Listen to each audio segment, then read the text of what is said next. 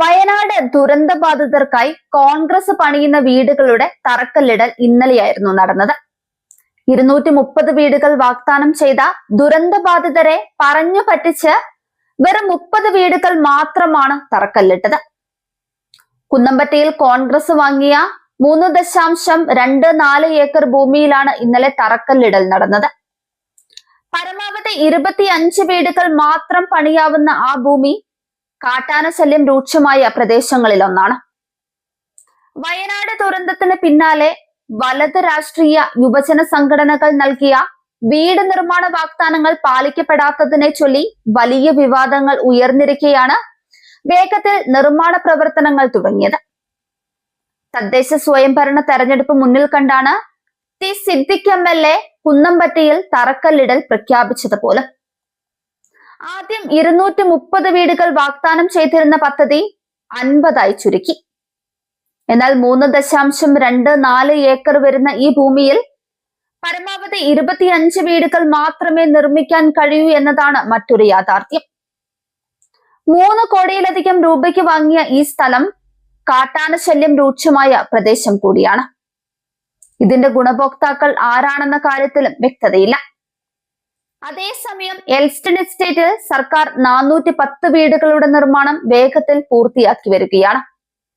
ഇതിൽ 178 വീടുകൾ മാർച്ച് 1 ദുരന്തബാധിതർക്ക് കൈമാറും. മറ്റുള്ളവയും ഉടൻ പൂർത്തിയാക്കും. വാഗ്ദാനം ചെയ്ത വീടുകൾ വേഗത്തിൽ നിർമ്മാണം പൂർത്തിയാക്കി സർക്കാർ പറഞ്ഞ വാക്ക് പാലിക്കുമ്പോൾ തെരഞ്ഞെടുപ്പ് അടുത്തതിന്റെ വെപ്രാളത്തിൽ കാട്ടിക്കൂട്ടലുകൾ നടത്തുകയാണ് കോൺഗ്രസ് നേതൃത്വം. കുറച്ച് പുറകിലേക്ക് പോയാൽ ഫണ്ട് തട്ടിപ്പിന്റെ ബാക്കി കഥ കൂടി പറയാം. മുണ്ടക്കൈ ദുരന്തബാധിതർക്കായി വീട് വെച്ച് നൽകാൻ എന്ന പേരിൽ യൂത്ത് കോൺഗ്രസ് നടത്തിയതും വൻ സാമ്പത്തിക തട്ടിപ്പാണ്. സംസ്ഥാന വ്യാപകമായി നടത്തിയ ഫണ്ട് പിരിവിലൂടെ കുറഞ്ഞത് 5 കോടി രൂപയെങ്കിലും ലഭിച്ചിട്ടുണ്ട്.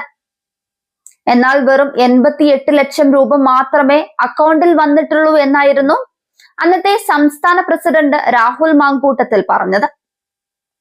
പക്ഷേ യൂത്ത് കോൺഗ്രസിന്റെ വിവിധ മണ്ഡലം കമ്മിറ്റികൾ സംസ്ഥാന കമ്മിറ്റിക്ക് നൽകിയ തുക മാത്രം കണക്ക് കൂട്ടുമ്പോൾ രാഹുലിന്റെ വാദം വ്യാജമാണെന്ന് തെളിയും.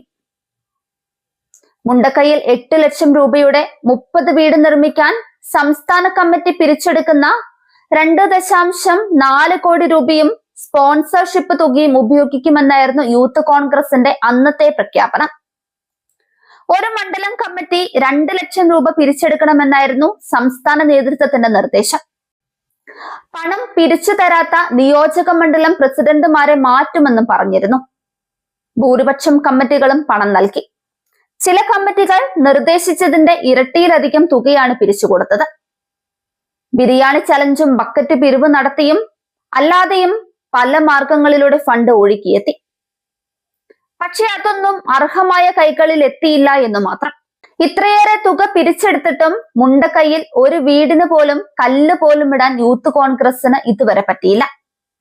പക്ഷെ വിമർശിക്കാൻ അവർക്ക് നല്ലതുപോലെ അറിയാമായിരുന്നു. വിമർശനം ഉന്നയിച്ചവർ അത് തുടർന്നു കൊണ്ടേയിരുന്നു. വാക്കു പാലിക്കേണ്ടവർ അത് തുടർന്നു. ഒടുക്കം കോൺഗ്രസിന്റെ കാട്ടിക്കൂട്ടല്. ഒരു ദുരന്തത്തിൽ നിന്ന് കരകയറി വരുന്ന വയനാട്ടുകാരെ ഇനിയും ഒരു ദുരന്തത്തിലേക്ക് വലിച്ചിഴക്കല്ലേ എന്നാണ് വയനാട്ടുകാരുടെ അപേക്ഷ.